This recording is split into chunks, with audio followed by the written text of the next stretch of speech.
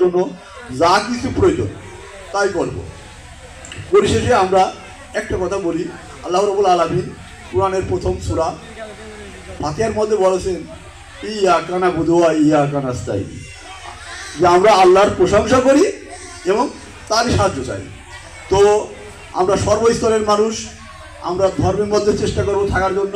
আল্লাহ রাব্বুল আলামিন আমাদেরকে সৃষ্টি করেছেন তার ধর্ম করার জন্য। আল্লাহ মানুষকে সৃষ্টি করেছেন জাস্ট দুইটা কাজে, একটা হচ্ছে ইবাদত করার জন্য আর একটা হচ্ছে পরীক্ষা দেওয়ার জন্য।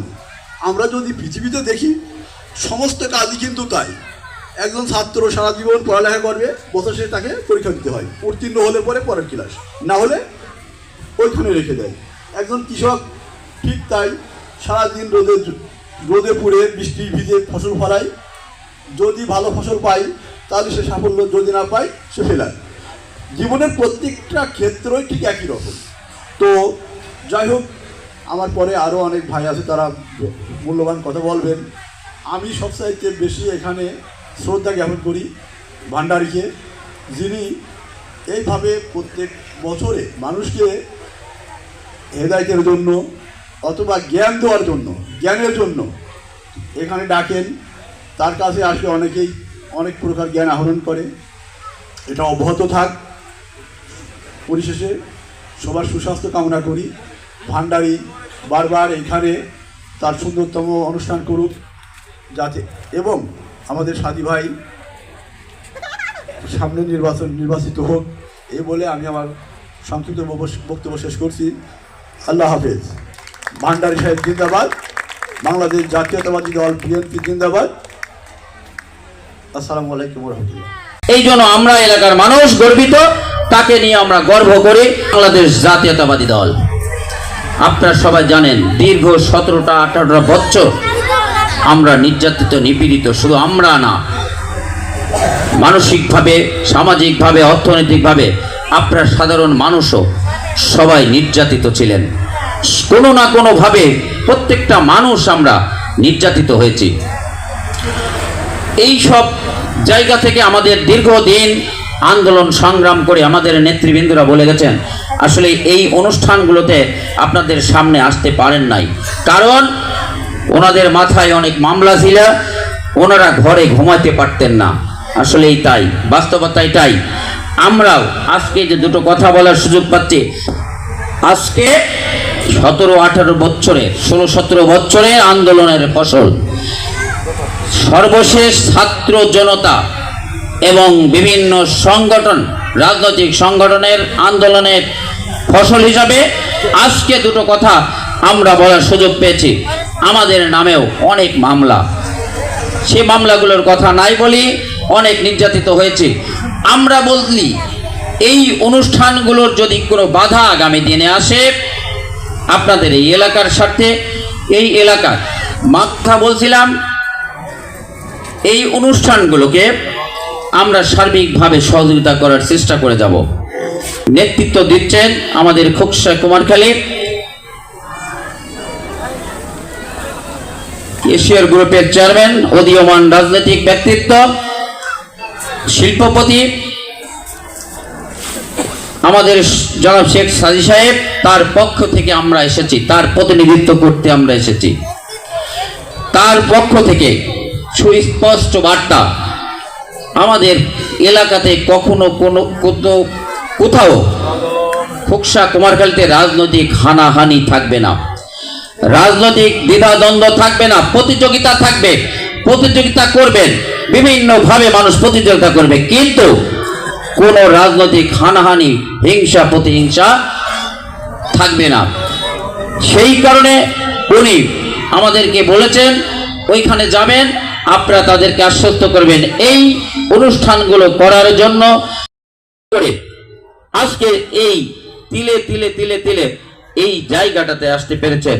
গত কিছুদিন আগেও আমি এসেছিলাম, আমরা দেখেছি এই স্টেজে, এই জায়গাতে এত মানুষ উপস্থিত হতেন না। আজকে দেখছি আজকে অনেক বেশি হয়েছেন এর আগের চেয়ে। আগামী দিনে যেন আপনারা সবাই আরো স্বতঃস্ফূর্তভাবে এই অনুষ্ঠান উপভোগ করতে পারেন, আসতে পারেন, এবং সারা দেশে সারা দেশ থেকে যেন নিরবিচ্ছিন্নভাবে নির্বিঘ্নভাবে সবাই এই অনুষ্ঠানে আসতে পারেন, এই আশা ব্যক্ত করে সবার সুস্বাস্থ্য কামনা করে আমি আমার এই বক্তব্য শেষ করছি। বাংলাদেশ জাতীয়তাবাদী দল জিন্দাবাদ, বাংলাদেশ জাতীয়তাবাদী কৃষক দল জিন্দাবাদ, শহীদ জিয়া অমর, দেশনেত্রী বেগম খালেদা জিয়া জিন্দাবাদ, তারুণ্যের অহংকার তারেক রহমান জিন্দাবাদ। ধন্যবাদ নকশাল ফকির ভাইকে। প্রত্যেকের প্রতি আমার সালাম। আজকের এই দিনটা হয়তো আপনারা দেখতেছেন 31তম বাৎসরিক ঔরস মাহফিল।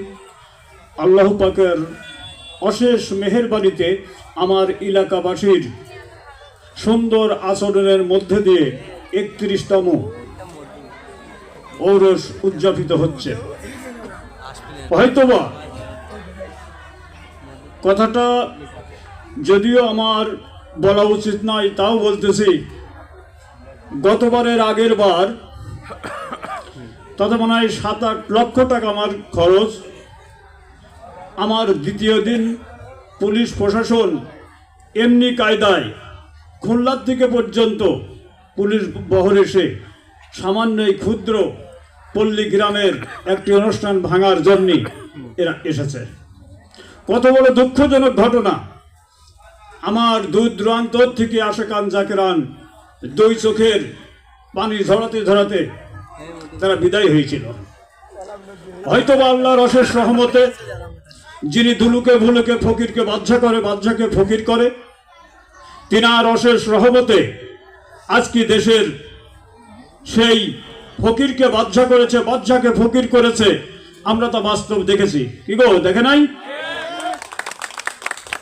যার ফলশ্রুতিতে ওসিলাতু এলাকায় একটা ওসিলার মধ্য দিয়ে একটা কিছু প্রতিফলিত হয়। তো এদেশের মানুষরা, এদেশের সচেতন নাগরিক যারা, ছাত্র ছাত্রী যারা, হয়তো মনে করি যে সমস্ত আল্লাহর প্রেমিকদের চোখের জলের বিনিময় এই দেশ ধর্ম নিরপেক্ষভাবে মানুষ আবার জেগে উঠেছে, বা এখানে যারা উপস্থিত হয়েছে সানন্দে নির্ভীক চিত্রে এখানে উপস্থিত হয়েছে। এবং আজকে যিনি আমার এখানে প্রধান হওয়ার কথা ছিল, যে কোনো কারণেই হোক হয়তো আসতে পারে নাই, আমি তার সার্বিক এবং তার দলবলকে সার্বিক আন্তরিক এবং আমার ভক্তপ্রাণ দিয়ে তাদেরকে সাহায্য করার জন্য আপ্রাণ চেষ্টা করব। এই বলে আমি আমার বক্তব্যকে সমাপ্ত করছি। প্রত্যেকের প্রতি ভুল ত্রুটি মার্জনীয়। আসসালামু আলাইকুম ওয়া রাহমাতুল্লাহি ওয়া বারাকাতুহু।